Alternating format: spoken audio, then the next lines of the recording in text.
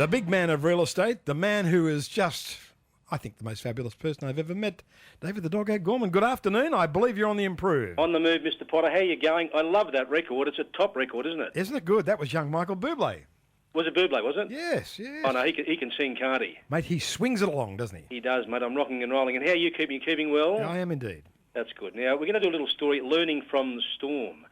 As you know, I've been crook for the last couple of weeks, so you look at the TV and you read a little bit. But there was a Storm Financial Group that went down the chute. I think they were based in Brisbane. I think Townsville. They went down the chute in the global financial crisis in 2008. And there was a good article in the paper in the Herald on Tuesday, the 6th of September.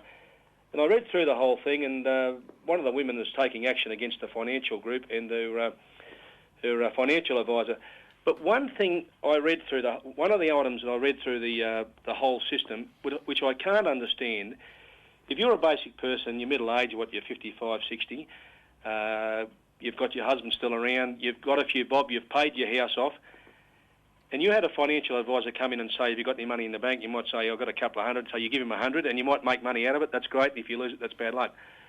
But the big thing I couldn't understand with this, reading through it, they got people, particularly in the financial crisis, to back Storm up by putting their houses up for mortgage so they could raise money, then invest it into the systems that they had going.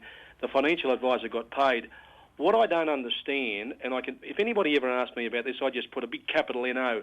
If you had a house, which is your last asset, your final asset, your great home or whatever, your kid's house, particularly at that age, you would never put your house up as an investment to borrow money and put it into an investment. It's absolutely ridiculous. What I would do if you were keen on investment, I would downsize. Just say you sold your house for $1 million or whatever, and you bought a house for $500, and you had $500 left over. Okay, you put your $100 into your gold mining or whatever you want. If it goes up, it goes great. If it goes down, it's your bad luck. Never, ever, ever use your house as a mortgage, particularly, and I mean not particularly when you're middle-aged, any time of your life. Don't ever use your house as security to use it. I know you might have to use it for your business, but to me that's ridiculous because it's your house. But what do you think about, using your house as a mortgage to buy investment? Don't you think it's crazy? I think it's crazy. I'm with you. Well, this lady in the paper, I can actually mention her name. Her name is Ellen Miller. She's taking action against 3 or 4 people there. I just don't understand how an investment advisor would come in and say to me, oh, Dave, we've got all gold shares going up or other shares going up, mining shares going up, your house is worth X amount of dollars, why don't you put a mortgage on your house? Why would you put a mortgage on your house? What if the whole thing goes down, you've got to sell your whole house and you get no money at all and you're absolutely snookered? I find that absolutely difficult. If anybody wants advice on that, give me a ring and I'll tell you a capital NO. And you'll get him on 9968? 4444. 9968? 4444. In fact, if you want to talk to any of the O'Gorman team, you'll get them on that number. And you've got a Butte team there. Just run through the gang you've got. We've got Daniel Brown, who's a lovely man. James Dawn, who's a beautiful bloke. My son, I've got to say he's lovely, but can be a bit of a pain on the backside at times. Likes a chat. What's that? Likes a chat. He does like a chat. Yeah, he does. Caroline, we've got Philip Dunn. Ah, the lovely Caroline. Philip Dunn, good fella, grammar boy, can't be bad. And we got, he went to grammar. That's what I said, he can't be bad. I knew there was something wrong with him. I didn't realise it was that, actually. Can't be bad. Anyway, and you've got Louise Anderson, who's been with us now. She's been with us about 3 or 4 months, and she's a lovely girl. Louise likes to please. And she's got lovely 2 girls. I just saw a dog today. A dog's about 1 inch wide. And actually, I had my dog Max, the red dog, looking at it as an entree. He said, Dad, can I have it as an entree? I said, don't be stupid, Max. We'll take legal action. But as of next week, as I spoke to you before, my wife is in the SES. Oh, yes, the Mog is coming on the program next week. And she is, and I just talked... That's exactly what she sounds like when she has a cup of tea.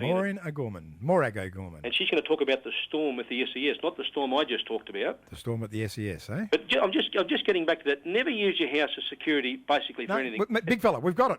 Your house, it's important, isn't it? We're not going to do it. We're going to ring you up. We're going to do that. Have you been to see the Red Dog movie? No, not yet, but don't tell me. I'm going. I believe it's terrific. Everyone keeps telling me, and I keep saying, don't tell me the plot. And what do you think of the World Cup? I think so far it's been terrific. I really enjoyed that game last night between America and Russia. I mean, the standard would have been kind of bottom half of the shoot shield first grade. Yep. But they were fit boys. They had a go. They got into it. I've got to say, I didn't watch it a lot. I watched terrific. I'm watching another movie, but the gentleman with the long hair from America, he's been around for a while, hasn't he? He has indeed. In fact, I think he played a season with a club in Sydney. Is he that right? Played with the Rebels. He played with the Rebels, yeah, down in Vicky in the Super 15, I think. He was down there too. He did, actually. Yeah. But I thought there was going to be an atom bomb between him and the Russian bloke because they got stuck into each other, It didn't wasn't they? good. I thought it was fantastic. Yeah, no, it's a good game. All right, well, 9968. 4-4. But a lot of the big games, they're sort of like a draw at half-time, then the other teams get ahead, don't they? Well, what happens is we've worked this out for 40 minutes. You know, they come out and they go berserk, but it's the second 40 minutes when fitness and that other level or two cut in, and that's when they just lose a bit of focus. It takes it. Exactly. But Are it's you all watching good it? stuff. Absolutely. Not with the Scotch, I hope. Well, one or two maybe. One or two. One or All right, two. you look after yourself, okay? I will, big fella. Now, you enjoyed Michael Bublé so much. I'm going to play this for you. You're an old butcher, aren't you? I'm a chartered accountant first up, please. And a butcher. Butcher by second. All right. Well, this song's, they call it the butcher song. Okay. All right. Can I rock and roll? It's a softie. It's one that you could probably slow dance with Caroline around the office.